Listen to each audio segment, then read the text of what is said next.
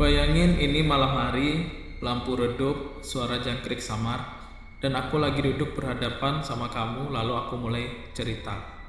Pernah dengar soal sumur tua di Gampong Pulau Aceh? Kalau kamu tanya orang-orang muda sekarang, sebagian cuma tahu lokasinya.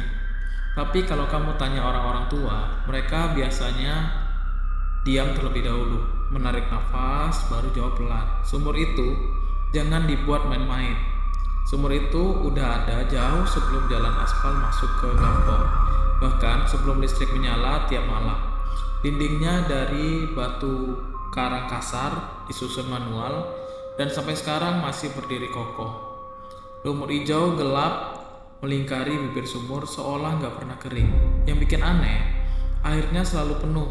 Musim kemarau panjang, sawah retak, sungai surut, tapi sumur itu tetap dingin dan jernih.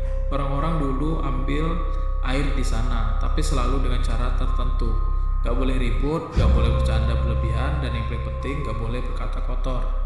Karena kata orang-orang tua dulu, sumur itu ada yang jaga, katanya gitu.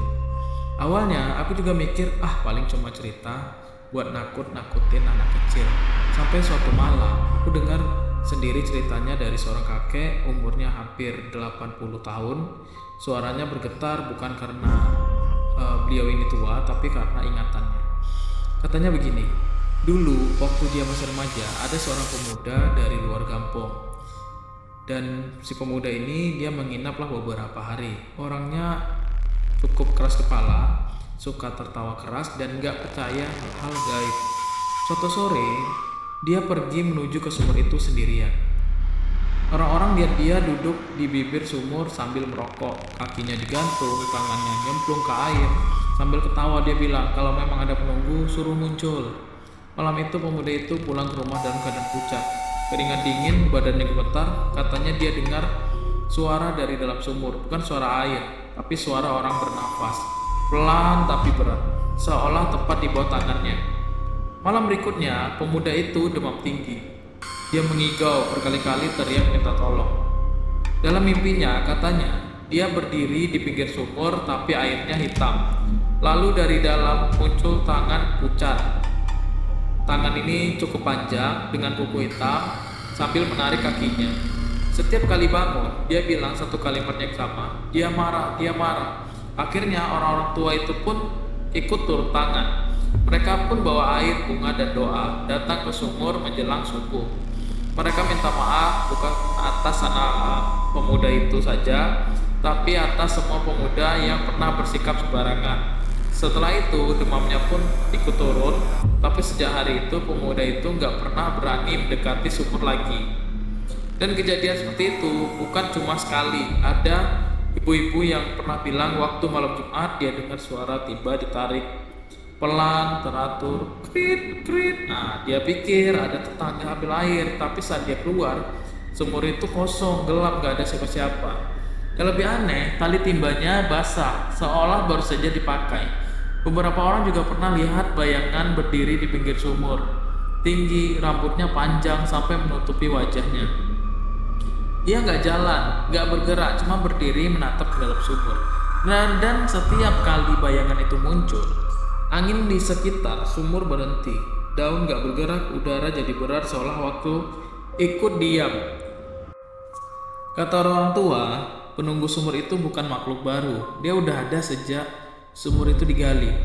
Dulu, sebelum kampung ramai, sebelum rumah berdiri rapat, dia diberi tugas untuk menjaga sumber air, menjaga keseimbangan. Dia gak mengganggu orang yang sopan, tapi dia tidak suka dilanggar. Anak-anak kecil selalu dilarang main dekat situ setelah maghrib, bukan tanpa alasan. Pernah ada anak yang hilang beberapa jam, ditemukan duduk di pinggir sumur, bengong, matanya kosong. Saat ditanya, dia cuma jawab satu hal. Ada yang suruh aku diam. Setelah itu anak itu demam 3 hari, dan sejak sembuh dia gak pernah mau mendekati sumur itu lagi. Yang paling bikin merinding, seorang penjaga malam pernah bercerita. Jadi waktu dia ini ronda sekitar jam 2 pagi, dia lewatlah dekat sumur itu. Tiba-tiba dia mendengar suara air yang bergelombang. Padahal saat itu gak hujan, gak ada angin juga. Dia pun berhenti dan dari dalam sumur terdengarlah suara perempuan menangis. Bukan berteriak tapi menangis, namun pelan. Dan ini cukup panjang dan sedih, seperti orang yang sudah sangat lama sendirian. Penjaga itu langsung lari terbirit-birit. Keesokan paginya dia sakit. Katanya sampai sekarang kalau dengar suara air di malam hari, bulu kuduknya langsung berdiri. Sampai hari ini sumur itu masih ada, gak ditutup, gak dirusak, gak dipindahkan. Orang-orang yang lewat malam-malam pasti menunduk sedikit. Ada yang baca doa dalam hati, ada yang cuma mempercepat langkah, karena mereka tahu ada yang memperhatikan dari dalam sana. Dan ada satu pesan yang selalu diulang oleh orang-orang tua di kampung Pulau Aceh itu. Kalau kamu lewat sumur itu, jangan lihat terlalu lama ke dalam. Karena kalau kamu melihat cukup lama, bisa jadi sesuatu dari dalam sana juga sedang menatap balik. Mungkin itu saja yang dapat saya ceritakan kali ini. Oke guys, bye.